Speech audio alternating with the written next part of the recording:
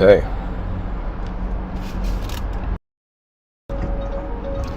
All right. Hello, everyone.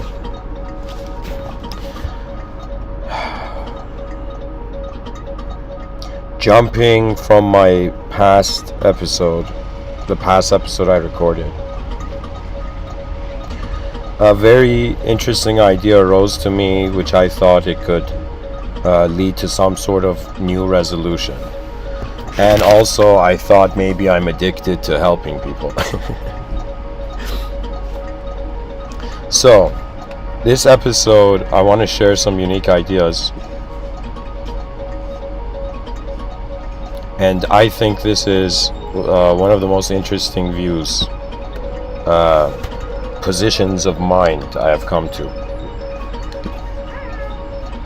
Plus, I'm going to try to record this on a song that I don't typically do, just to see how it goes.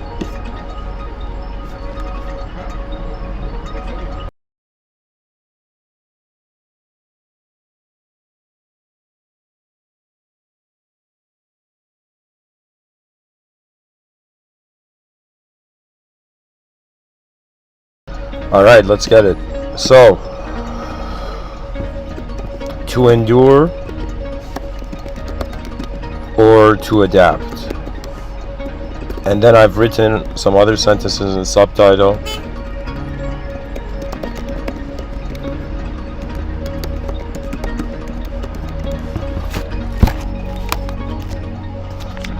There we go, I have everything. Okay, what is strategy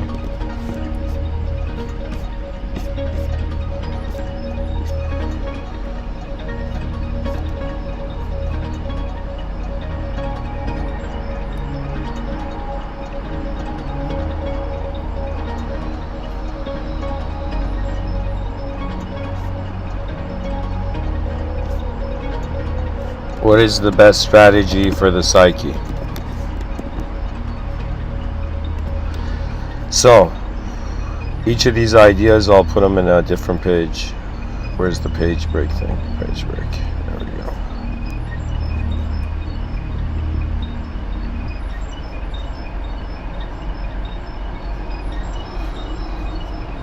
So, to endure or adapt. In the previous episode, I was sort of, a bit emotionally torn, and I came to this idea that there's two crossroads I must, choose one.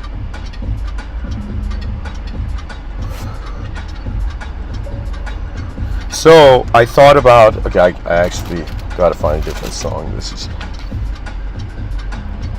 I love this kind of music, but it's a bit difficult to speak. So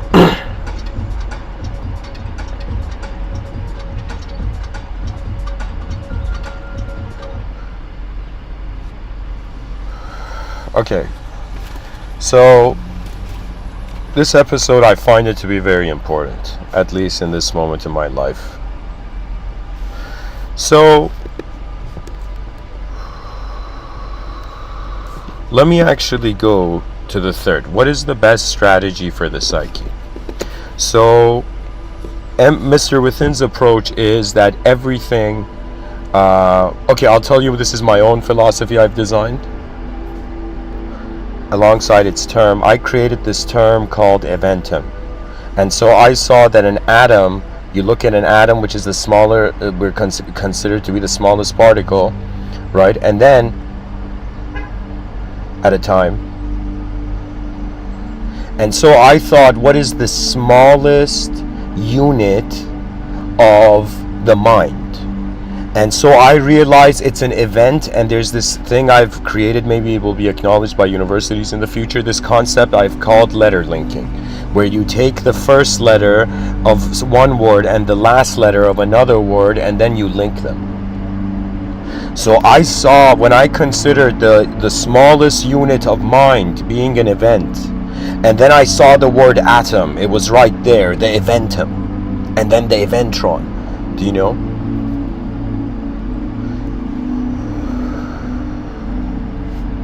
Anyways, what I'm trying to say is that I realized that the nature of what we call is a mind moves as an event. And so out of 1 in 8 billion human beings, in no way I am standing here like, I don't want you to think I'm giving this talk from like some, a place of like perfection. Okay, it's just I'm a human being, and I am sharing my research and metaphysical research with my species, with the advanced humanity which will arrive soon. This idea of the advanced humanity is so important because it is the potential of humanity as well. The most advanced potential of the human being. So, now I don't want to claim to be some, incredible strategist, transcendental strategist, but, sometimes I feel like I know things, okay?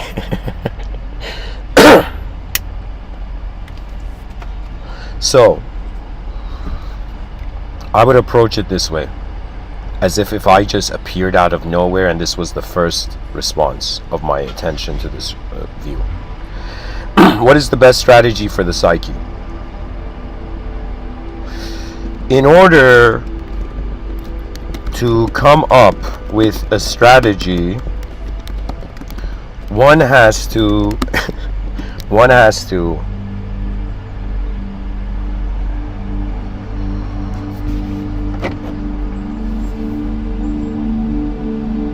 in order to come up with a strategy, one has to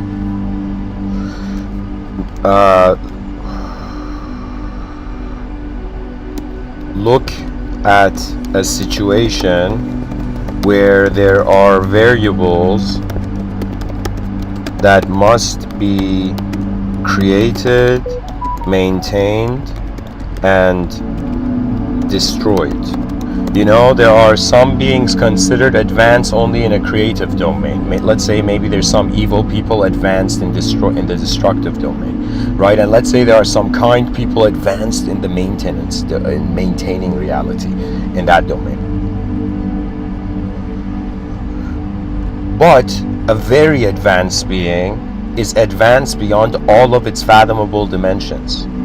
What that means is it's a being that is experiencing the most advanced creation, the most advanced maintenance, and the most advanced destruction. Okay, but also this must be considered that when you are someone who is leading anybody or anything, or you're a pilot, you are responsible for the plane of existence. The plane that you are piloting becomes your life.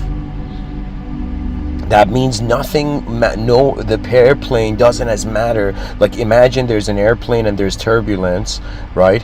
And all the passengers are freaking out, but the cabin crew have faith. That cabin crew have faith in the pilot and are trying to calm the passengers. The passengers have a responsibility level of, my experience is being ruined, The cabin crew is like, okay, the company's experience is being ruined. The plane's experience is being ruined. They're being responsible for that. And the pilot is being responsible for the destination of all those that its attention carries. You see, we are all pilots, or will be at some point in this world. The sky belongs to us. We have forgotten. So anyways, this idea of a strategy, okay, so the strategist has to in some sense become the playing field. This is something that in my strange feeling of incompleteness as a child, I managed to experience moments where I had merged, my psyche had merged with the silence and stillness of the whole environment. Imagine you go into a library, right? And then somebody says, be quiet. But then you realize silence never goes anywhere. It is the noise that comes and goes. That eternal silence in the background of every sound we have generated as a being. That great stillness in the background of any movement we have done. When we realize space was alive, we cannot forget what we are.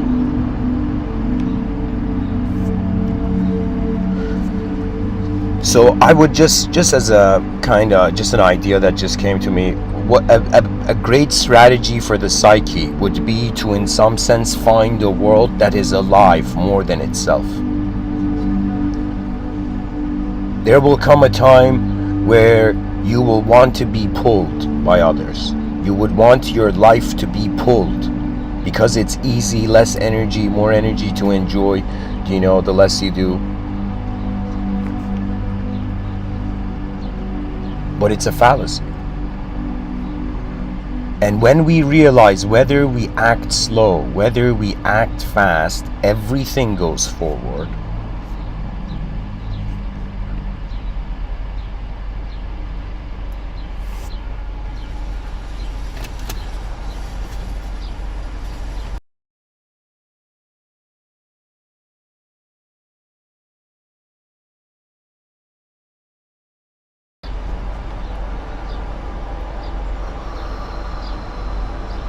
So anyways, my approach is, what is the best strategy for the psyche? Let me speed this up. We got to figure out what is the psyche. Oh my god.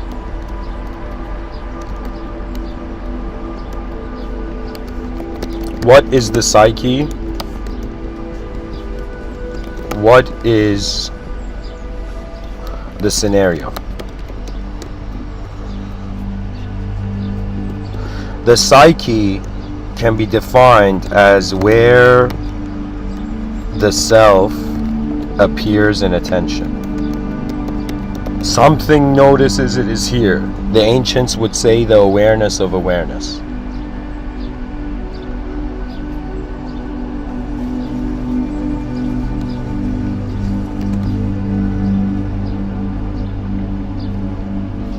The psyche has two components. In ancient Vedic thought, they would call it Purusha and Prakriti. Purusha was consciousness and Prakriti was matter. So attention finds itself in a world where there is simultaneously attention finds itself in a world where there is simultaneously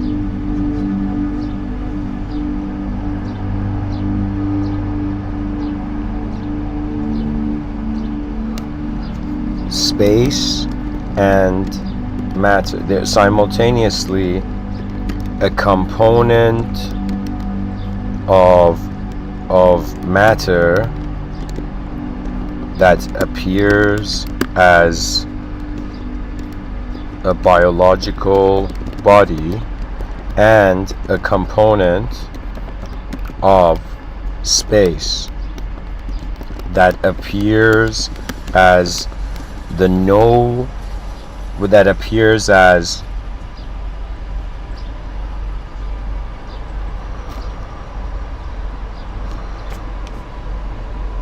that appears as the whole moment's experience. So it appears as mind, pretty much, right? So I'm pretty much saying, okay, we're asking ourselves, what is the psyche? The psyche, the word hilariously comes from spirit, even though nowadays people don't care unnecessarily. And really what the psyche is where the story of reality is starting from. So in order to find a strategy, when we are saying what is the best strategy for the psyche, we are saying what is the best approach of an origin point.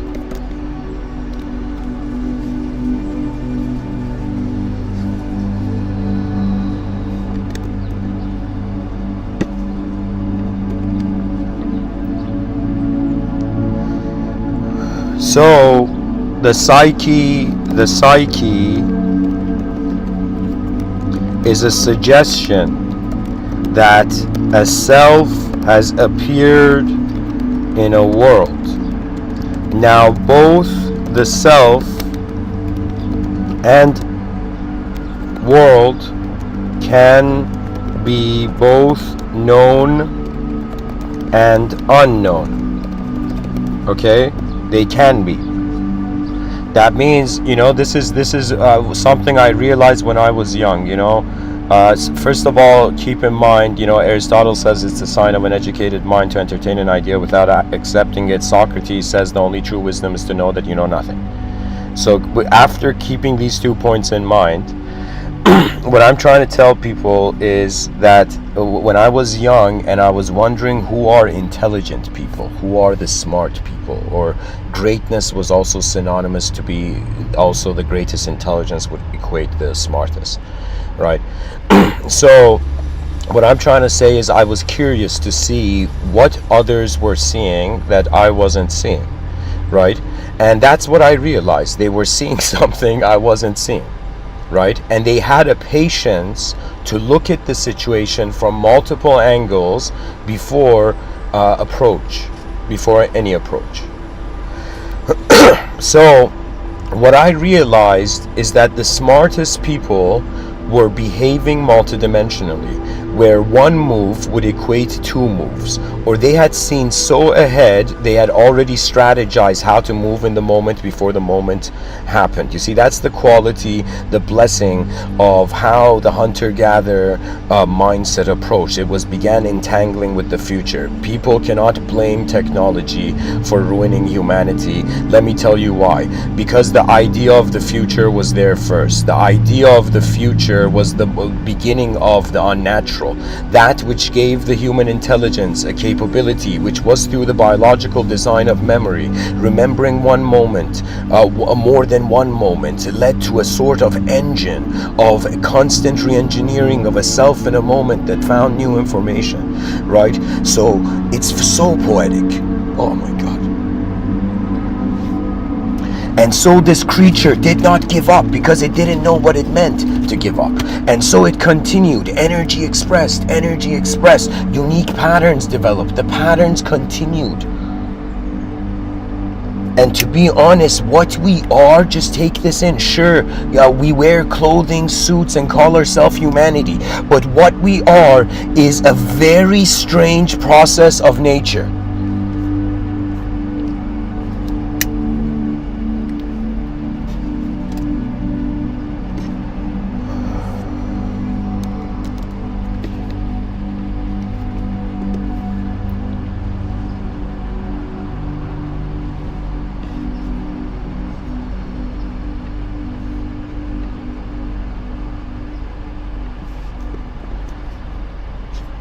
And guys, I gotta say this. I just realized I forgot to put the question mark in the video. I just did that. So when I say to endure, to adapt, it's also like a playful view of how Shakespeare said to be or not to be. But I think all mental, biological, and psychological problems have to do with the dualism of this idea, the contrast of endurance with the contrast of adaptation. But anyways, I'm going to go back to what is the psyche, and I was trying to explain to you, it's like some program on the surface of the earth, genetical program, this found a methodology to continue itself. So you might not believe it, but nature has created women so as an outlet for the human species' continuity. You see, I remember there was this what do you call it?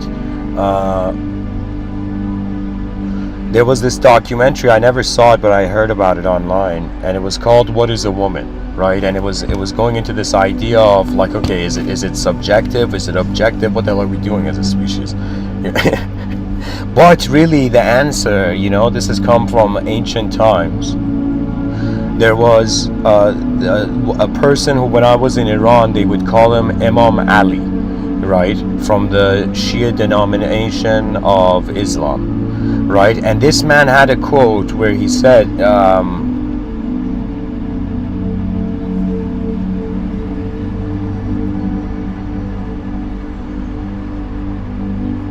I might be misassociating the quote. I'm not sure here.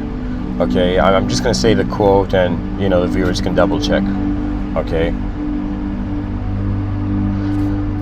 Or let me try to find it. Hold on.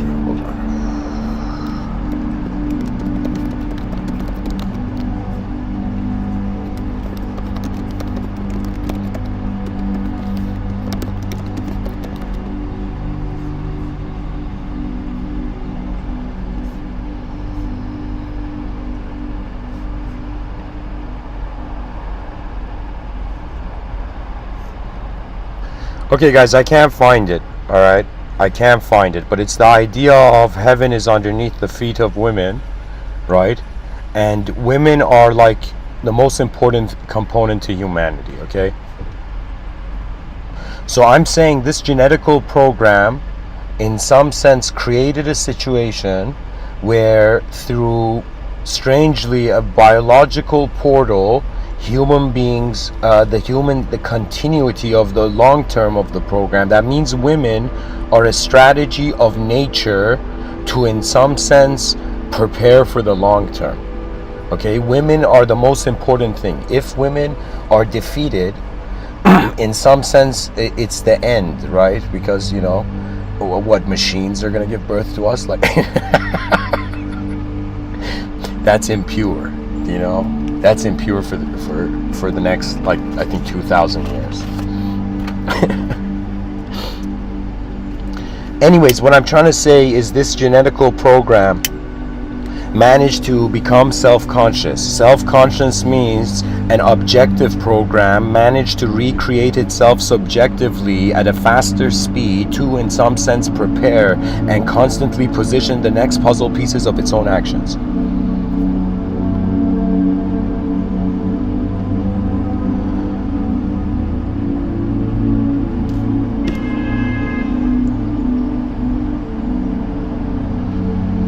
So a self became conscious that it's in a world, an objective program that didn't care. You know, I had this mentality once where I'm like, yo, what is this? We evolved 4.5 billion years just to be conscious of our suffering, just to be conscious of our death, when all of this stuff was unconsciously happening, right? Why have we become conscious suddenly of this important incident?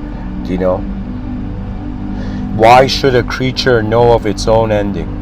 Do you see? Why is the world designed to be so infinitely vast and so big, but we're as small creatures for a short little time? Like, that kind of like is in a, like it does, the engineering of the cosmological situation doesn't make sense. Okay, so there is nothing normal here when the cosmos is weird. Okay, like, we gotta realize that and calm down as human beings, changing making normality, you know, the majority's inquisition. I mean, like you see what I'm saying? There's nothing here that can be the same in that sense, because if it was, it'd be the same being. Do you understand? Like, do we want a species that's filled with clones, right? Do we want, like, happy utopic clones, right? Do we want to clone everybody in one ideological system? We each have a different DNA, which is another way of saying we each can explore something. We each can find something.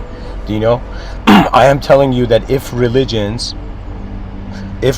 did not promote itself, yet it just created like some incredible, like, as a sort of bunker, okay, I will tell you that so many people would go towards it. But because you're selling the invisible, there's a cost. There's a cost for whoever who does that, right? This is why you have to realize why you're doing something.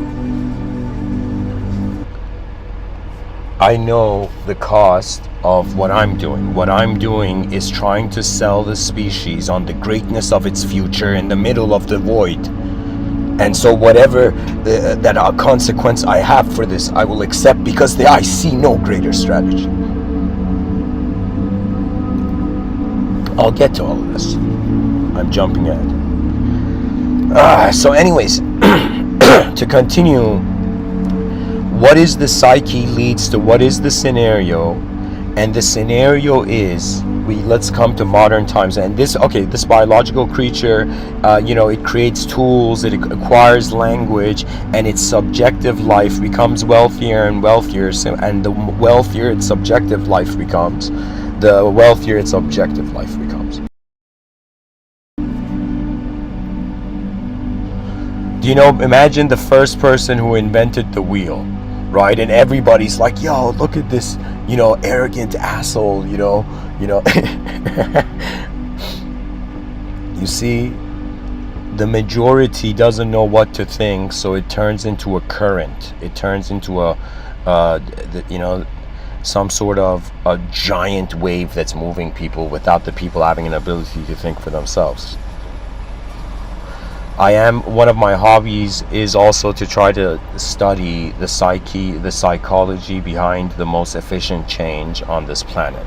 You know, right now I feel that the outer revolutions are becoming unnecessary. Why? Because unless there's an inner revolution, what the person doesn't know what they're doing the revolution for. You see, unless you have a strategy and you move, then you don't know what you're doing. Right? If you don't have a strategy and you move, then it's like spontaneous. It's pretty much like, I think, in chess, right? There's I forget the terms, but like there's one approach that's tactical, and let's say one's approach that's strategic. Okay, let's go like that. So strategic and no. I'm misphrasing here. Hold on. Okay, one way is you have this game plan built in your mind. The other approach is, in some sense, you are adjusting to the moves being made by the other, right? So imagine somebody who, like a samurai, already has these moves in its mind to like attack the ninja, but the ninja has become a master at reactive response, you know.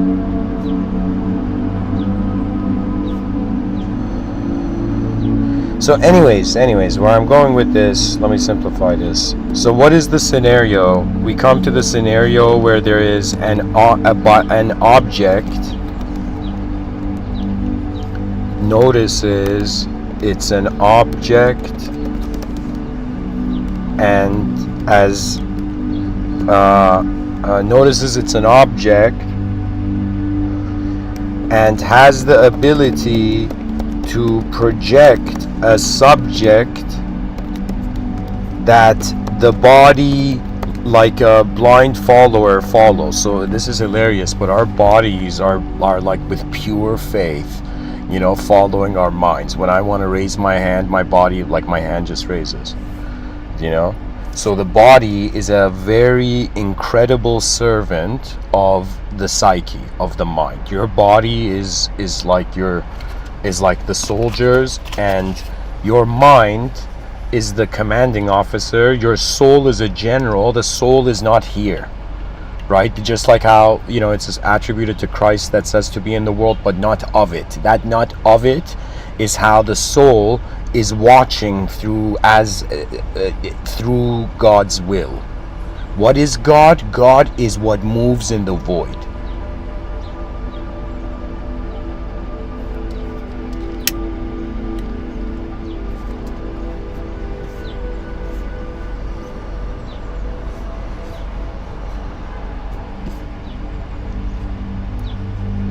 So an object notices it's an object and has the ability to project instantaneously. This is a very important detail. Instantaneously,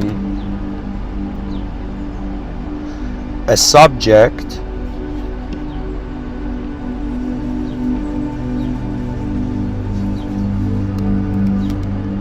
that becomes the future the body follows up through. So pretty much your let's say like this, physical self standing on a physical world, but when you move, the meaning of the physical world is non-physical.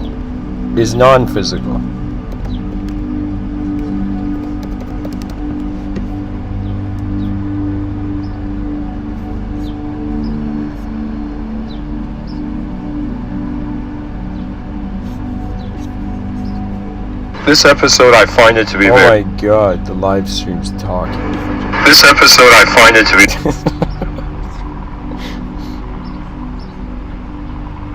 Okay. That was a very, you know, meta moment of live streaming. Okay. So, a physical self standing on a physical world, but when you move, the meaning of the physical world is non-physical. So what this means is that your body appears as a noun or a very slowly changing verb. That's hilarious. Very and then your mind, if you notice, when you move, something of it is moving. The mind is inner movement. That's what mind is. That's what thinking is. All those people who are saying they're thinking, the brain is constantly resimulating the whole reality based on, in accordance to every new information, every new angle. It has to constantly reposition itself. All the creatures in this reality for billions of years have actually practiced that. Through a very deep, believe it or not, mystical force that has a reflex ability. It's like consciousness has been practicing adaptation non-stop, right? But now it has come to a point where this is where it's getting interesting, where human beings can stop adapting in the outer realms because of wanting to endure in the psyche, in the inner realms. So your body appears as a noun, your mind appears as a verb. Now check this out. At first, you think you know what you are. This is something it's like adorable. Everybody goes through this. You think you know what you are. And guess what? If you know what you are, then there's nothing to know. It's done. It's the easy way out of nullifying everything because you're considering to be everything. That's like a, impure approach, I find. Not impure, but definitely not impure, but yeah, it's like a unnecessary, I don't know, it's like a strange detour. Anyways, so at first you think you know what you are, you consider, not even think, you consider you know what you are as an object and subject. Okay, check this out, this is going to get fascinating. Okay, so at first you consider you know what you are as an object and subject. Then you realize the known object and subject which are present are also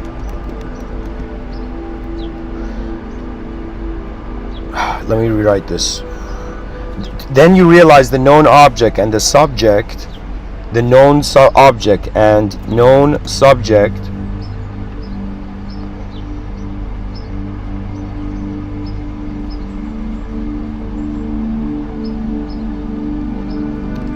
have a secondary component due to the creature finding itself in a dualistic cosmos. Light and dark, space and matter, that's all duality.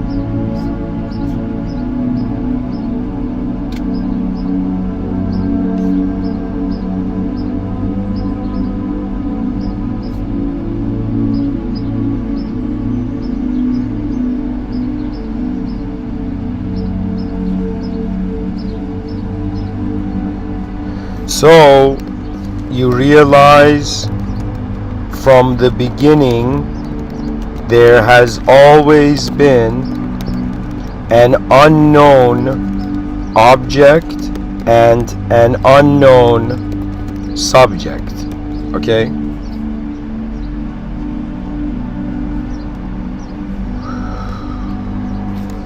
This could be as simple as realizing everything was built on the foundation of nothing. In an unknown world, creatures suddenly became conscious, freaked out because of all the meaninglessness, and in some sense had to tell them a story so an abstract event could act as a purpose for an incredibly unknown outer realm. For an incredibly unknown giant unknown object. Okay, to be honest, if we actually are honest, we are unknown beings in an unknown world. The rest of it is solidified fiction. Okay, we are fiction. Our minds are fictionally alive. Our bodies are, in some sense, non-fictionally alive.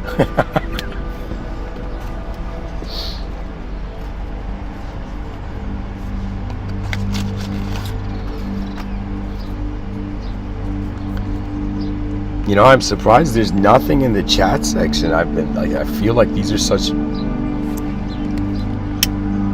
like, this is a depth I don't, like, for me it's also refreshing. Anyways, so you realize from the beginning there's always been an unknown object, and an unknown subject.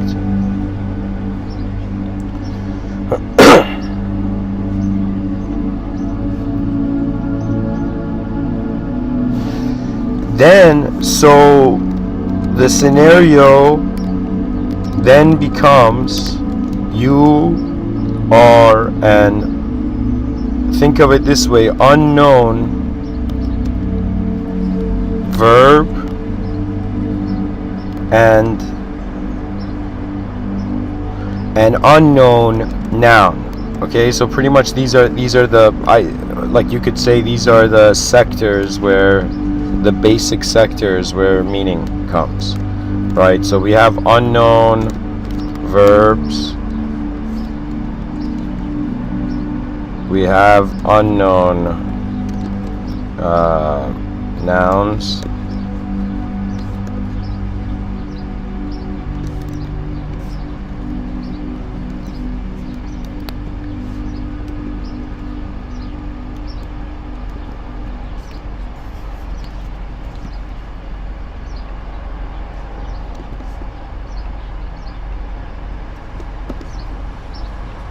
there we go.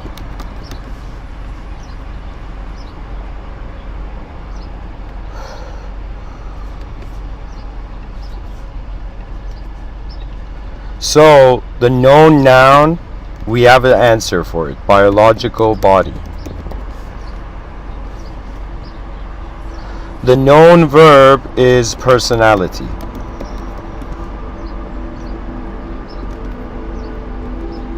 Your subjective self. You could consider the ego, as Alan Watts once said, to be the attention to the self you have in the moment. Like, so whatever self you think you are in the moment, and your attention is on that, like, that's your ego. If you really think you're that self, you're such an egotistical person. If you realize you're not that, you're in a changing world, then you relax and you can actually see the moment without trying to contain it before. So the unknown noun, now there's the idea of soul. The unknown verb is the idea of God.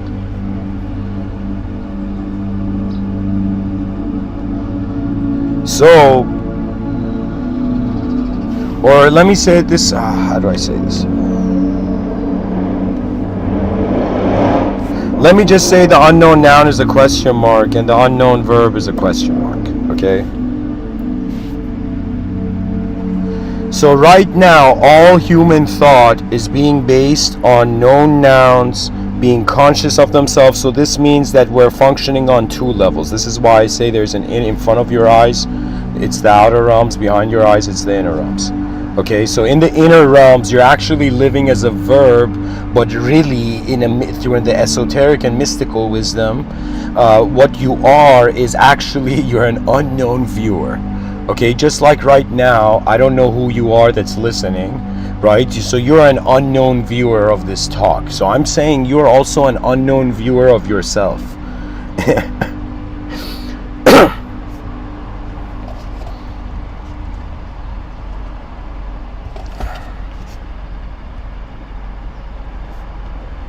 So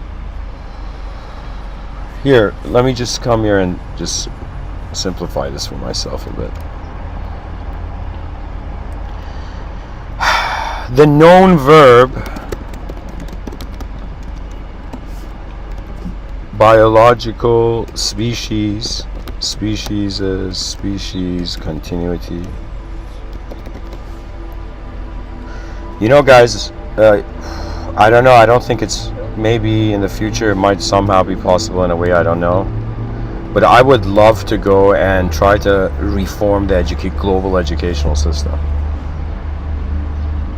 I honestly don't know like how to go about that, but finding myself to get there, but I don't know. Anyways, the known verb is the species' continuity.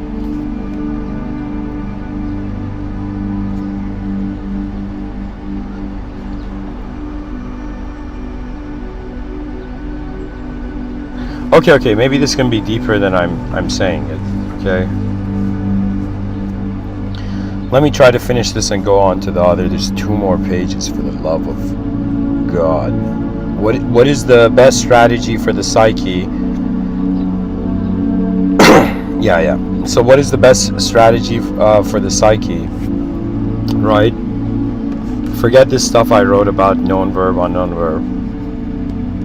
And I'll come here and I'll say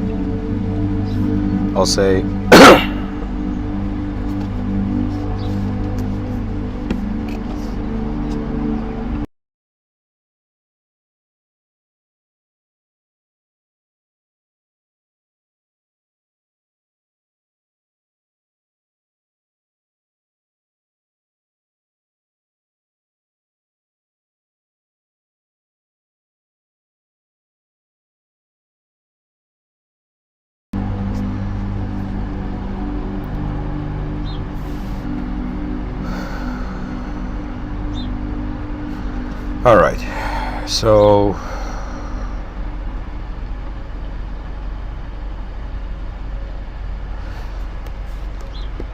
okay, so we have, let's body and mind, okay?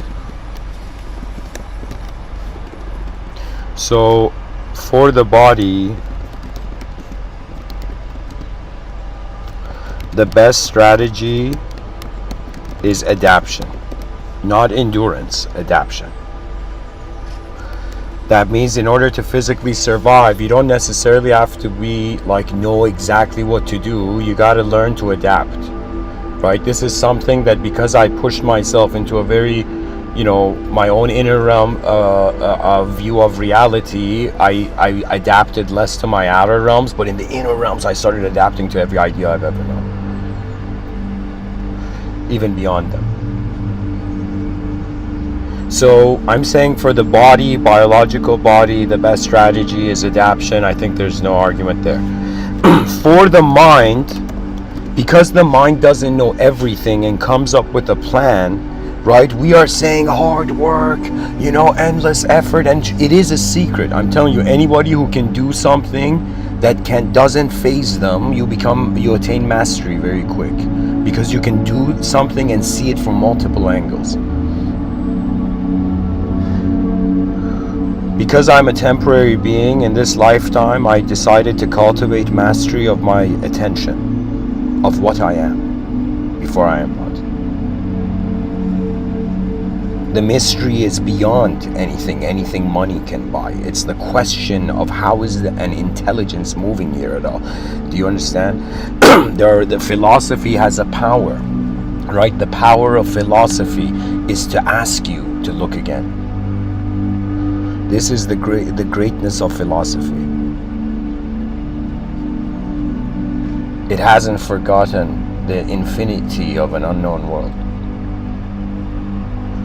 So for the body, the best strategy is adaptation. For the mind, culturally, you gotta be a badass, tough person,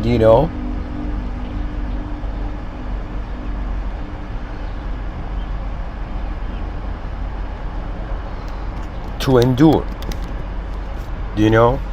and I'm someone who, in the previous talk where I was giving, I was pretty much saying, man, I've endured for like a long time this project I've been trying to do, okay? And then for a moment I thought it's kind of like someone climbing a mountain for the first time and not realizing like there's a staircase right there, okay? So I'm saying that the dear children of humanity, my beloved species, you're being conditioned to endure, not to adapt. And I think this is why we are becoming a species that if we don't endure something, we feel we failed. We feel we messed up. We feel we missed out, right? You know, there's this picture that shows there's these two miners. One of them didn't give up and found the treasure. The other one gave up when he was like, you know, very close to the treasure. Sure, in a personal dimension, yes, I evoke the spirit of endurance in the moment when I saw it in nature, you know. Some people feel they need, for example, father figures, right? But in reality, you watch Animal Planet, you get a quick sense that there's a fierceness and there's a savageness that, you know, are a generation of parents who thought that their children deserved love kind of covered their eyes from, right? And in doing so, it was an interesting decision because it's going to render us more advanced as mental beings than biological beings. So I think love is actually a very smart way of a species speeding up its inner realms than its outer realms. Because the mind doesn't dance well if it's not at peace. Yeah.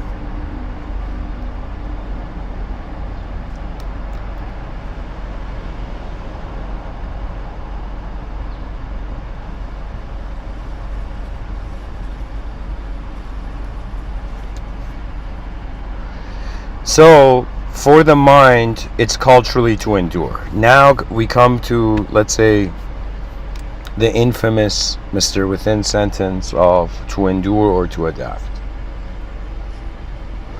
Shout out to Shakespeare.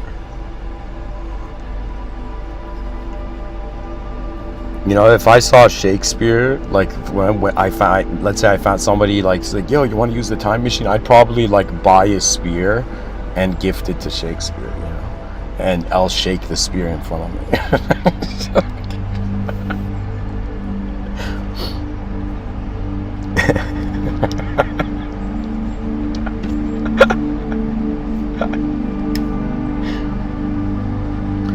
For the body, the best strategy is adaptation. For the mind, we've been, let's say, conditioned to endure, right?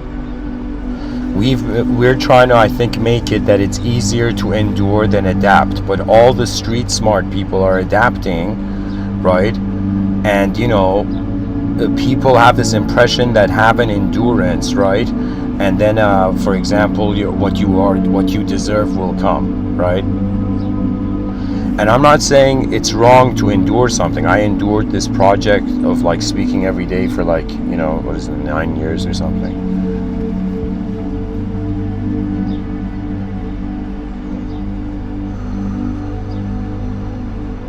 And so, you know, this is the lie, I think, that we think we are specific people. I think it's never the case, right? And even if we judge someone as a noun, like the world is a verb, so whatever's in it is also changing, right? So it's as if this whole time we have been judging beings that have a capability to change. If they can change, what are we judging? Do you see? That means, let's say you see a weak person, you judge them. You're so weak, right? It's like, yeah, but that person can become strong. So were they really weak? Do you see the potential of your life is infinite fold present as probabilities? Our choices activate these probabilities. In order to become, this is if an alien landed, you know, and was like, yo, I want to learn here. What do I do? How do I learn what you guys are doing? I'd be like, okay, first thing you got to do is realize human beings have an honor of conceptual positioning of the self that they have moved themselves. So you trust anything that you move yourself to some degree, or you know something of.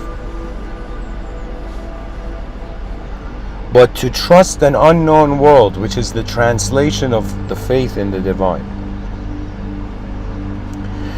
You know, the divine is also, you know, the divines of the tree of knowledge.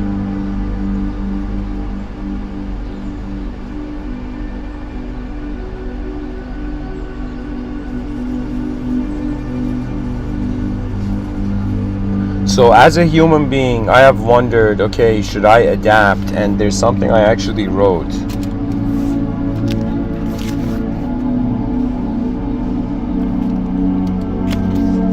I wrote, should a person endure an upper world or adapt in a lower world?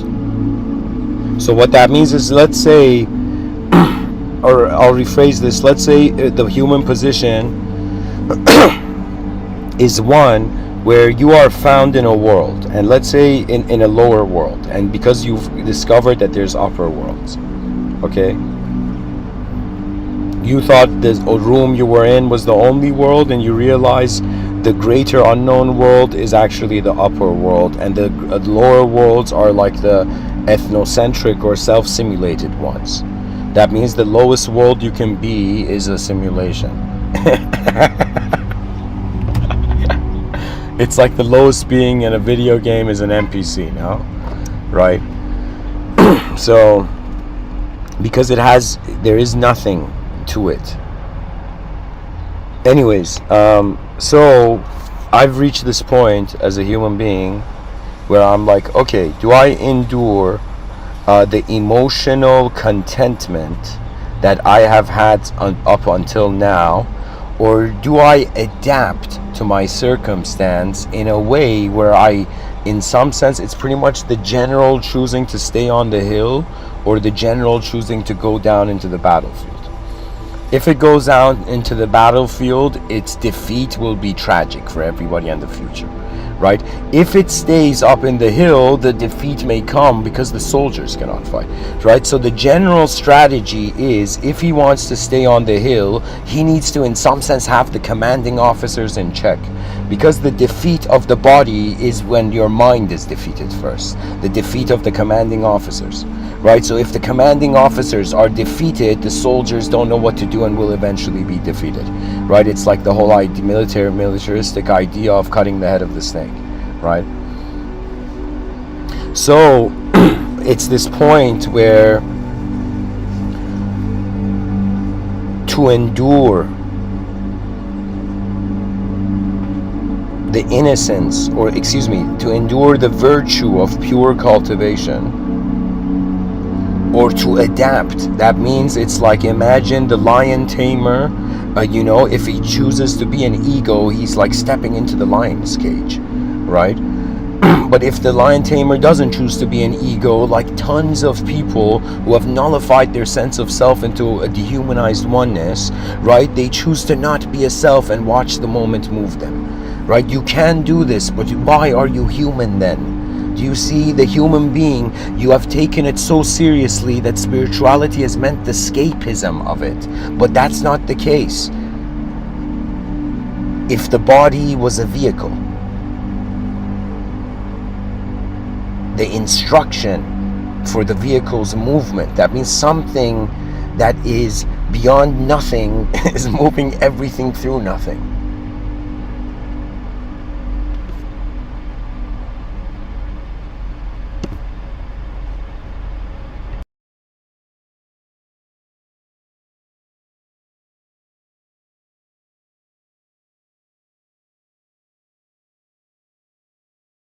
So my view is, and recommendation to the New Age community, all the spiritual types of people out there.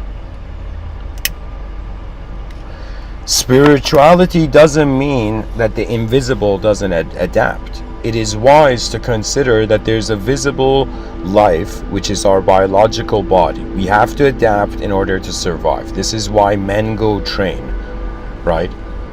This is why training is like, before you go step into the battlefield, what did you do? You trained, right? You got ready. You try to advance your ability to a point, right? So the biological body, it's adaptation, and if we are doing the same repetitive action, then we're failing to adapt, which it makes sense that the body suffers, right? So pretty much to adapt to our better biological potential. Now when it comes to the mind, for some reason, in order to be an ego of a self with a great plan, right, we think that self shouldn't change. But one of the most blessed experiences you can have in this world is to experience change, to be conscious of it, right? Like for example, so many factors of the biological body are happening unconsciously. I don't have to tell my heart to beat. I don't have to think about it. It just beats.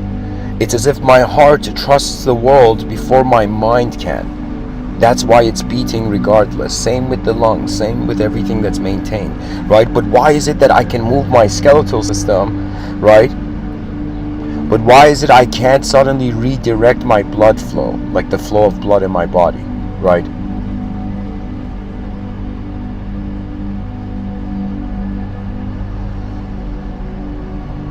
So the thing is that in the visible life, biological adaptation, in the invisible life is your mind, your inner realms, and it's how when you close your eyes, there's no light going into your eyes, but yet you can see.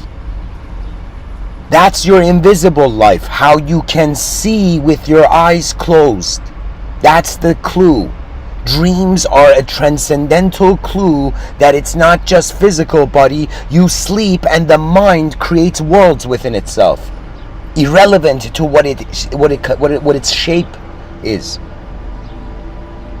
What I'm saying is that we've been duped in thinking we're just this known noun, and the world is also a known noun, and if we got to put a lot of energy to be a verb, but it's all moving from the beginning. We are inside a great verb, not an inferior noun. A great unknown verb, rather than an inferior known noun. When you realize the ideas you have on yourself cannot be conclusive of absolutism, when the unknown has been staring at us from the beginning of our manifestation here, the mind logs in, the body is born.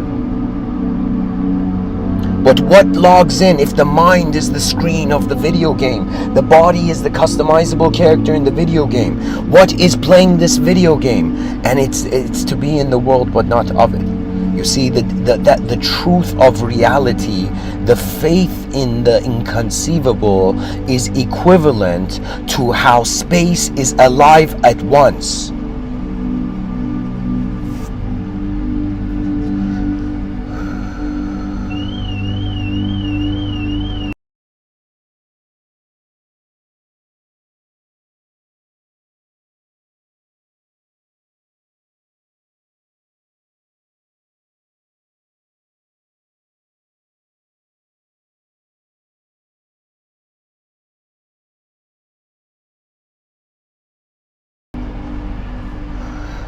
So this is what I'm realizing, that the whole effort to stabilize a sense of self, it has to be multidimensional. So let me explain this.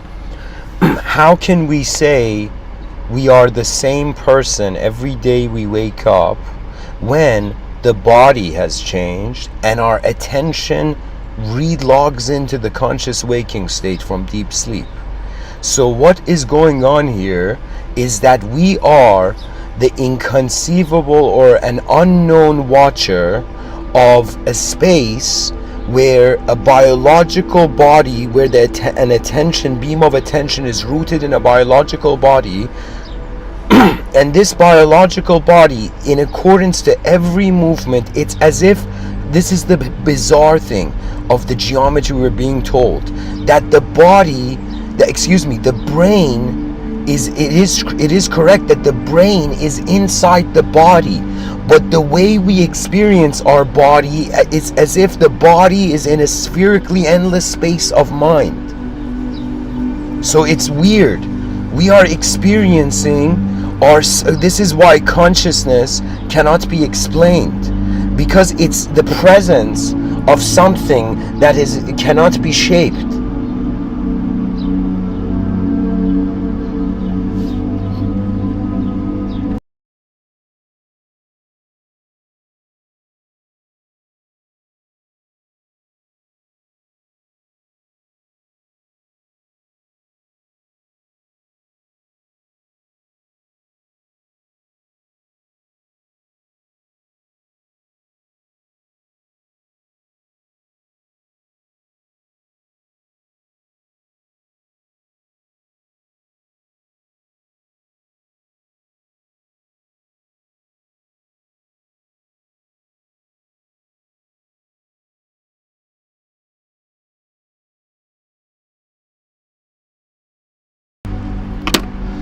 So, to endure or to adapt. Endurance equals continuity of current strategy or direction. Adaptation equals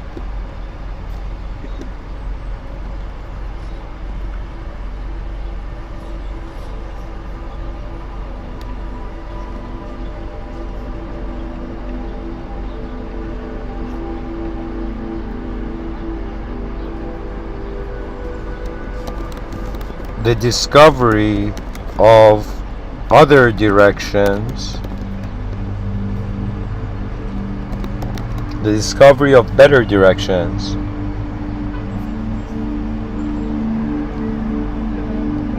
and adjustment to. So, to endure as a body, we must adapt to the world of our body. To endure as a mind, we must not change, we must not allow. This is the conditioning, right? We think we have to be the same person, but it's impossible because new experiences are being added to the whole archive, right? The whole archive of the psyche. So it's another way of saying every talk I have given, I have been a different self. So if we are being different selves in accordance to our new experiences, it's our laziness as minds that we are choosing to only be one moment. Do you see? It's like we saw one thing, we zoomed into it, we saw multiple things. We saw one thing, we zoomed out of it, we saw multiple. You see, when Plato said as above so below, as above, the scientific endeavor has completely been capable of seeing multiple dimensions, various layers, different positions of meaning, different, let's say, wavelengths and frequencies. But when it comes to the soul, we're like, when it comes to the self in the world, don't you see we're sandwiched between a macro multidimensionality and a micro multidimensionality, and we're thinking we're not multidimensional in the middle of this.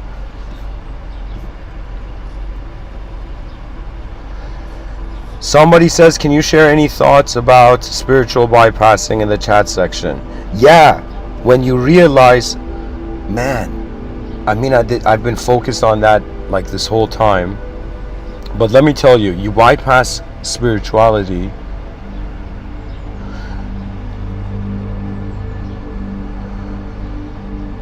in the same way that, and think of it this way, an enlightened being does not try to be enlightened because it already is it. Like a human being doesn't try to be human, it already is human, right? So if you were a spiritual person, you don't need to try to be spiritual if you know you are, right? If you want to bypass spirituality as an ideological system, like a sort of cage you cannot step out of, right? Then you have to ask yourself, who has the key to any cage you are in? You see what I'm saying? You gotta ask, you gotta wonder about what you are. I'll tell you my story. My story was like, religious, being a religious person, being a spiritual person, being a philosophical, all these archetypes. I was like, man, I'll be like this dumbass thinking I'm this archetype in a changing world.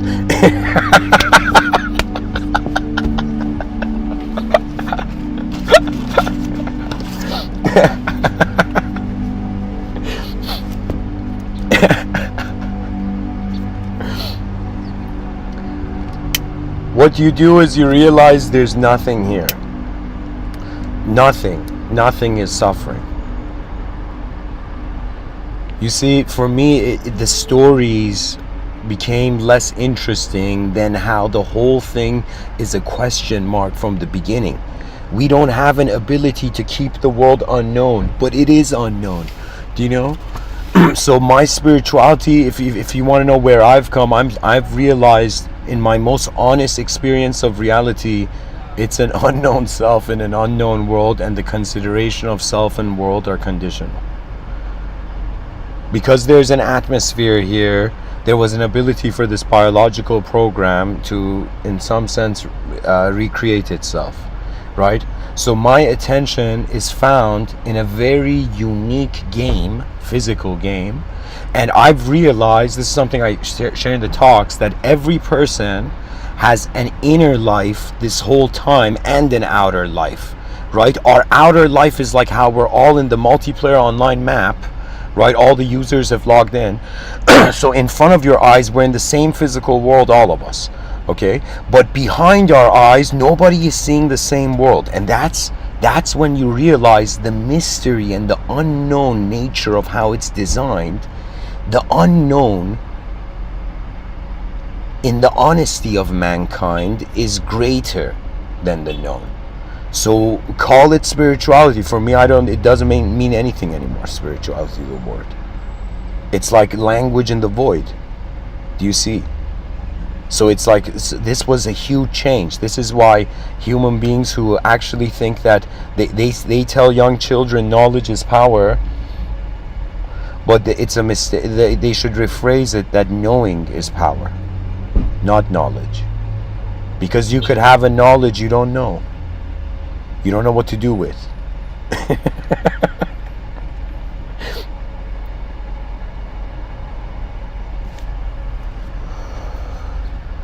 Interesting question, though. You pretty much just ask who the designer is in the moment. Somebody says, yes, I see, but in the chat section, yes, I see, but wouldn't there be a reason for us to feel separate? So this is it's easy to diffuse, yet because I consider the world to be unknown, there is no certainty of like that in regards to what I say, right? So what I'm saying,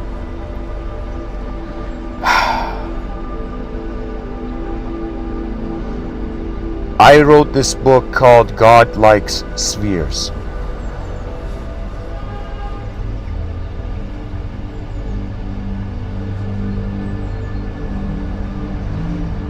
And I wondered, why should there even be a geometry in the void? Why should there be such a specific program? Like, do you understand? What has the planet been doing? Like, the planet invented a human being. Do you see? But it wasn't just the planet. This is the fascinating thing, that this whole time we have been taught an objective evolution, but not a subjective one. But where do the meaning of the subjects found in the void that give us our reasons? What is their meaning? Do you see? And so there is this view that the Buddha says the nature of an object is empty, and you look at it and you imbuing it with meaning. So similarly, reason is the inner imbuing of a sequential meaning. Do you understand? So the reason is in a dualistic reality. Somebody's like, yo, I'm non-dual. And what do people say? That's unreasonable, man. You know?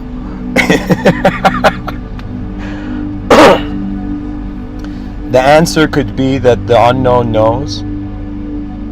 The reason is unknown. And the known reason is obvious, that it is put there. It is given. A reasonable person looks at a situation, wonders about how the variables in the situation move, can visualize the consequence, and then decides, pretty much. I don't know how else people are doing it.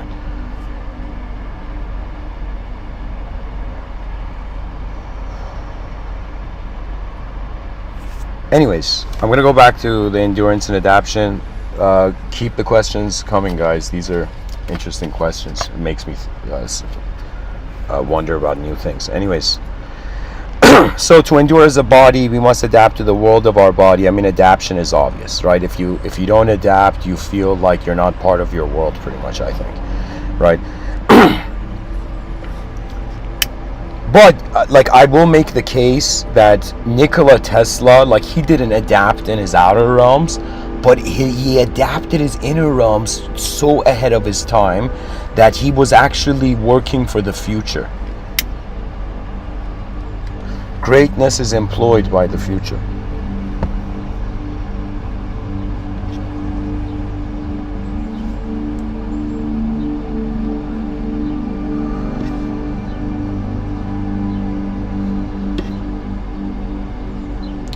So to endure as a mind, this is the bizarre thing, where if you go to, I mean, like, this is my impression, okay? This is my impression. My impression is that we think that we have to become a juggernaut self, and we have to plow through everything. Do you understand? Like, to become this impenetrable force of our own life, right? But if adaptation is the game, like, who are we acting in front of, right? What is the significance of the way we act if adaptation is the key? And how do you adapt? You find something new. That thing, I don't know if I finished it or not. But I wanted to say, if an alien comes down, that's the thing. The concept and the context are key.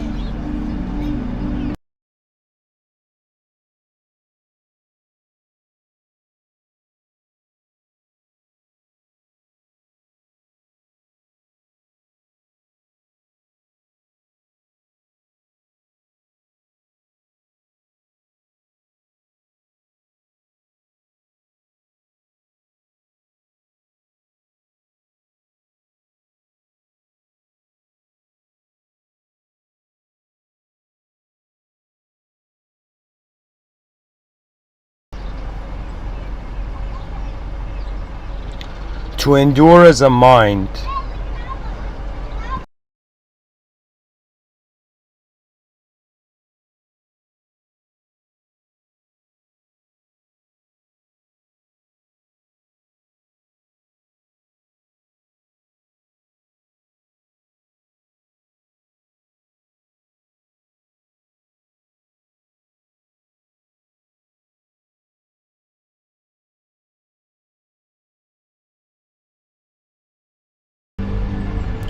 to endure as a mind, right? There's let's say there's this one approach, is that you become an expert self. Okay, you choose one specific route and you just go that route. You achieve some sort of ability, and then in that field of ability you express yourself. But when I think about what would an advanced humanity do, an advanced humanity would be more advanced than the way it is learning. Do you understand? That means beings will in some sense jump from different perspectives all the time. Right now the era of collective mindhood has not come. I don't know if it should come or not, right? I feel we've built the karma for it, but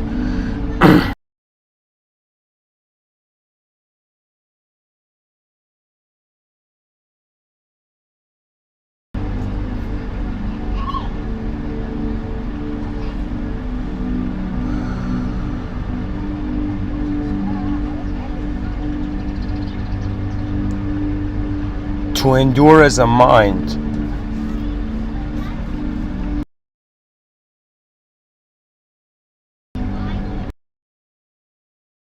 means to find the more efficient context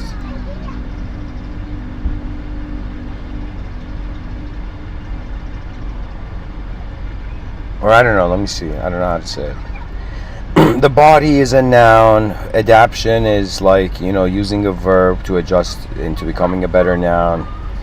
For the mind, if the mind is a verb, what if it needs to adapt to new nouns and to jump? So that means in front of our eyes we're a body, a noun that uses a verb to become a better noun. And what if behind our minds we are a verb, and a verb that uses nouns to become a better verb? I think that makes sense.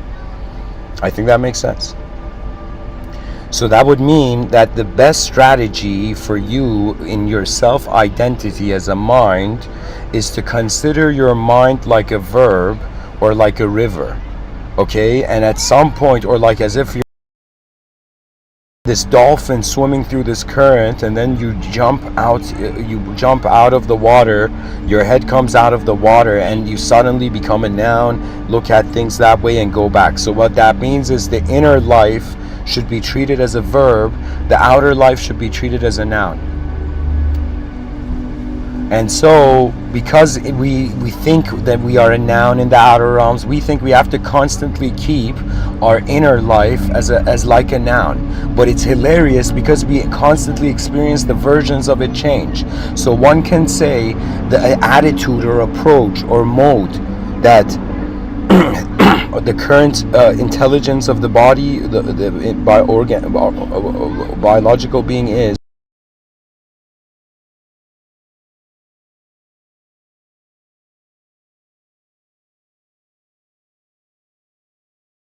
and whoever asked the question, keep in mind, the next page I gotta write notes on.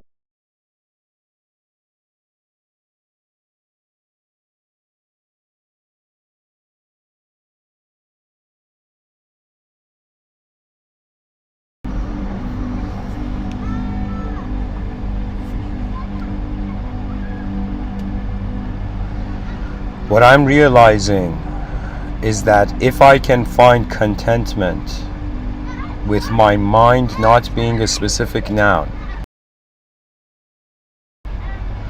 it's as if there's this idea of the watcher of worlds, and if that is the idea associated to God, the idea associated to man or the soul is the watcher of selves. The soul is the great watcher of selves, okay? It's how the world is experiencing itself in multiple ways. We are on that side of the coin. We are the vehicles for the cosmic intelligence to activate. Or we are the instruments of the greatest melodies of the cosmos. So, I'm going to move on to the second page, okay? I'm in here to endure as a mind. We have been conditioned to treat ourselves as nouns, as a noun. Yet, in a changing world, adaptation means you are not convinced by what changes.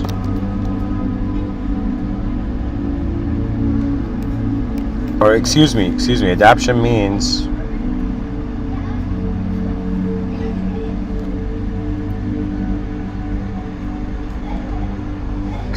to endure as a mind, we have been conditioned to treat ourselves as a noun, yet in a changing world, adaptation means we are never nouns. So the intelligence that is living through the human biological program, that is piloting through the biological program, that's all genetic biological programs, swarming the surface of the earth and all that. What I'm realizing is that an unknown verb means that we have been rendered as an energetic presence that knows that its body is changing slower than its mind. Because its mind changes faster than the body, the inner realms are moving faster than the body, we can see a physical scenario, an inner realm, an internal objective scenario overlaid on an external objective scenario. So it's another way of saying whatever ideology you are carrying as a banner, you are carrying it. Your hands holding the pole is what's becoming the meaning. So anyways, now why have I said, I wish the person who wrote in the comment section is still here for this to hear this. But anyways, spirituality is adapting to nothing. Why have I said this? Because it blew my mind when I wrote this sentence down. Let me tell you why. Because physicality, materiality is adapting to everything. Do you see the beautiful thing about this? As a physical creature, our survival is based on our adaptation to everything, every variable that we have become made known. So if being a physical entity is adapting to everything, right? Spirituality is actually adapting to nothing. And what is suffering? Suffering is the breaking of ego. And it's the cracks in the ego that make the individual for a moment consider there is something more. Do you see? So when you notice nothing on this planet, that's the beginning of mysticism. That's the beginning of spiritualism. You're realizing the edge of your mortality. That inspires you. Then you also realize, who are you in your stillness and silence? This is the secret of meditation, I find. It's not even a secret. It's like the quality of meditation. So if materiality is adapting to everything, then spirituality, I'm considering spirituality to be adapting to nothing. How do you adapt to nothing? And what if we say nothing also equals unknown? So imagine spirituality is adapting to an unknown position, situation, and your non-spiritual materialism is in some sense adapting to a physical situation, right? So spirituality is realizing that after you have attained the teachings of physicalism, then there are metaphysical teachings. Meta suggesting after, that which comes after the physical considerations of reality. You see, it's like never matter is the issue and never the immaterial is the issue. It's human beings who are all trying to live in the same place who in some sense cannot agree that is the issue.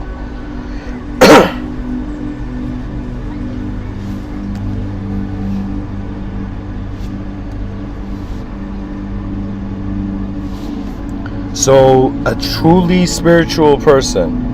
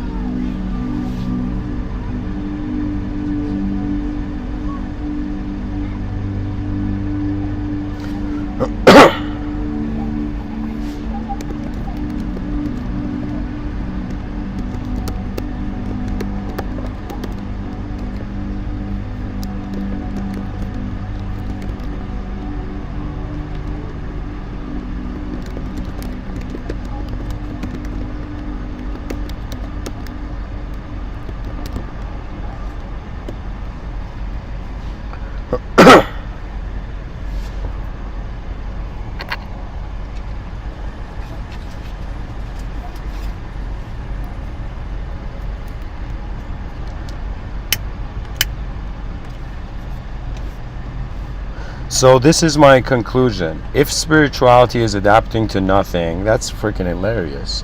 Why? Because the spiritual insight seems to go towards this view that you have been here. Do you see? Spiritual people are perhaps experiencing an eternalism of their own being, right? So if you wanted to discover what the soul is, right, and you realize the soul has been here from the beginning, you'll suddenly laugh and realize the human experience is new. You know, that's the new thing, right? That means the most advanced spiritual thing that you can do is to be a human being.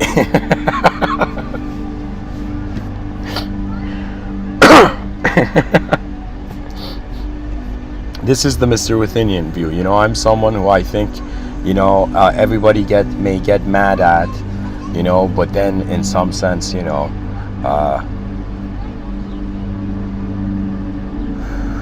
smile later.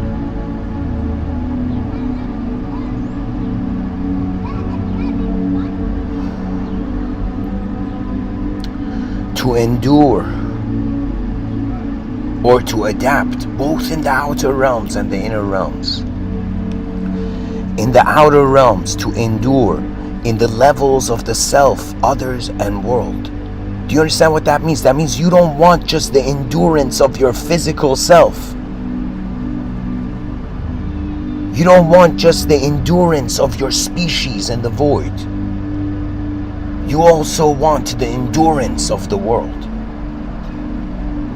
The greatness of the individuals in a reality is the whole reality. It's as if our honor is the greatness of the world we're in.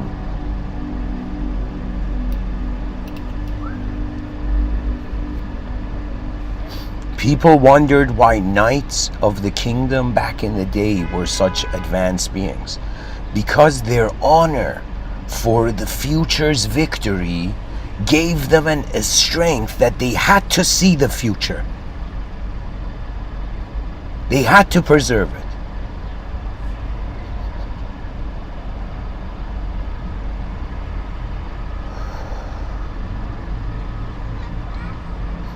Nobody, it's hilarious, we're not running towards the future. We are being pushed towards the future whether we like it or not. And so it's like not only is the vastness of this world not just, was that, like, not only that was intense, not only the fact that we're temporary beings is intense, but also alongside all this stuff we got to deal with, right? We also have to deal with, in some sense, the psychological position of, in some sense, there being an outer life, where that outer life we have to choose how to endure and, in some sense, how to adapt. And there's an inner life, which this is where I'm like somebody who was like, born yesterday, suddenly realizing that in the inner life it's adaptation as well. And adaptation, that's the power of faith. You see, like, whether it's that Swami who doesn't want to rake leaves, or whether it's that saint, against all odds, or that prophet against all odds, marching through with an inconceivable faith of the inconceivable.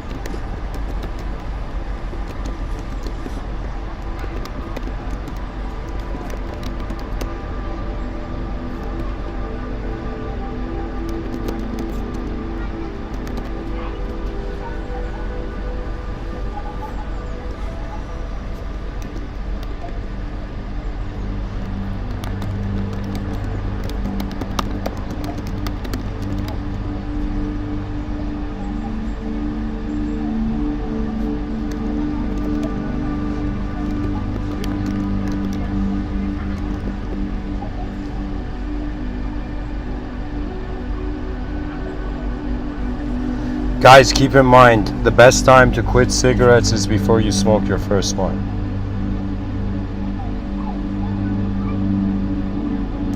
Anyways, that was in response to something in the comment section.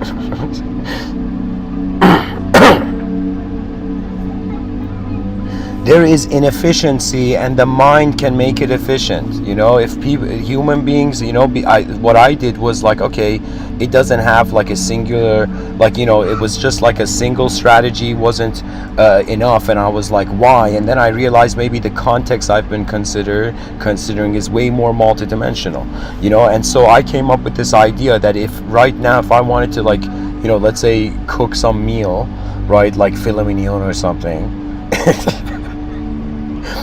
okay, like there would be someone on this planet, like a notable chef who could cook it better than me, who could prepare that meal better than me. So similarly, in anything I do, or in the way that I'm being human, my mind started to fathom, are there better ways that I could be human right now? So what I realize is that the ego doesn't want to adapt, right? But if we have adaptation, we get to see more, right? The person who doesn't adapt sees less, right? So they're sacrificing emotion for sight, right? That's the person who endures, or for a specific sight.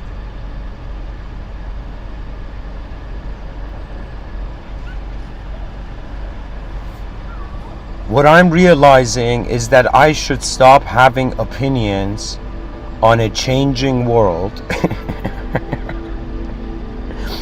if I want to accurately see how it's changing. And so the wisdom I have reached after 31 laps around the sun is hilarious, is very similar to honoring the unknown potential of all that is known. You see, it's as if there was a type of enlightenment where they were, let's say in Europe, where they were bringing people towards the known, right? And then there's a type of enlightenment which you don't fear the unknown anymore, because it is the real home. You don't fear anything unknown. Why? Because it is happening. Do you see, like, it's the unknown nature to the context of every concept that we have accepted. Do you understand? It's as if the laughter of the gods, it's like somebody was like, yo man, so imagine somebody went to this guru and it's like, yo, why are the gods laughing at human beings? Right? And then enlightened guy was like, because we're on this, they've put us in a verb, and we're all suffering because we think we're nouns. Do you see how advanced the human experience is? That to be a biological, psychological entity could just be a phase in nature. Do you know what that means? That means all those people creating let's say unhealthy products, right, or whatever, like bringing down the quality of making the human species low resolution, right? It's as if we're missing out on a phase of nature, right? Every moment that we don't choose to, in some sense, have efficiency be our major value, right? For me, I was like, yo man, the morality of the old world was like good and evil beings. The morality of the modern of the future will in some sense be like efficient, the ratio of efficient and inefficient decisions being made. The morality would be inefficiency or efficiency. Good and evil were in some sense had a sort of narrative associated to it, right? That means, honestly, when Tupac in his lyrics, he said only God can judge me, right? Just think about that. We can't judge others because we don't know who they are. We don't have the experience of how they see themselves, so we can't judge others. And then we come to judge ourselves, and we realize that our judgment changes all the time, so how can we be our judgment? One of the most profoundest experiences I've had in this lifetime, I've talked about it a lot, pretty much is that I went and sat down on this rock in the middle of the stream, and the stream was moving from behind me forward, so I was looking at the stream in front of me just going forward, right? And for a moment my mind asked itself, who am I? And it gave an answer. And then I asked the question again, it gave a different answer. And I'm like, yo, my mind gave two different answers to the question, who am I? So which one am I? And then this developed and it went deeper. as time went on, to a point where I was like, which part of this event from the beginning of the lifetime to the end of the lifetime am I associating as myself?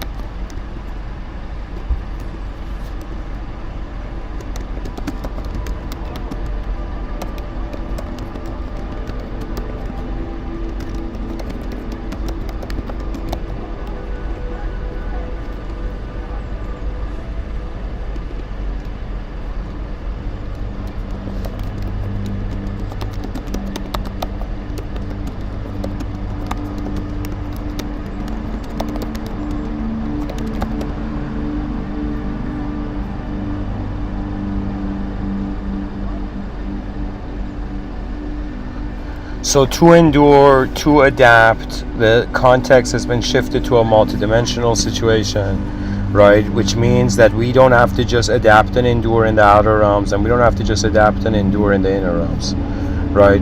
Like, we have to do both of them, right? And so this was the revolutionary idea that everybody is trying to be a specific self in an unknown world. We are claiming truth in the middle of nowhere, but the nowhere is literally now here, the truth.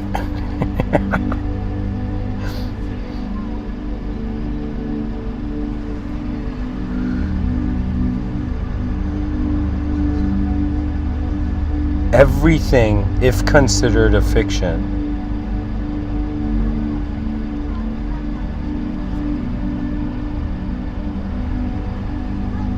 would include nothing as fiction. I am saying that the unknown is unknown.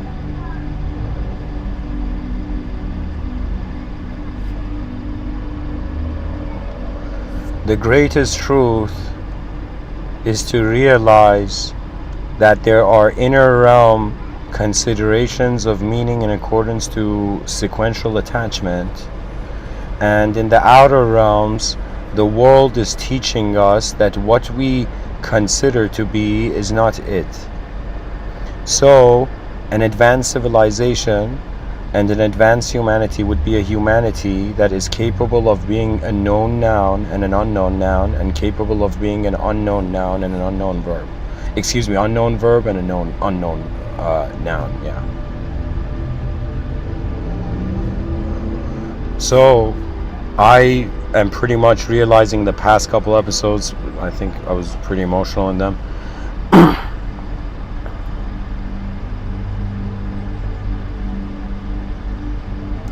I have come into this resolution that I must adapt in the inner realms.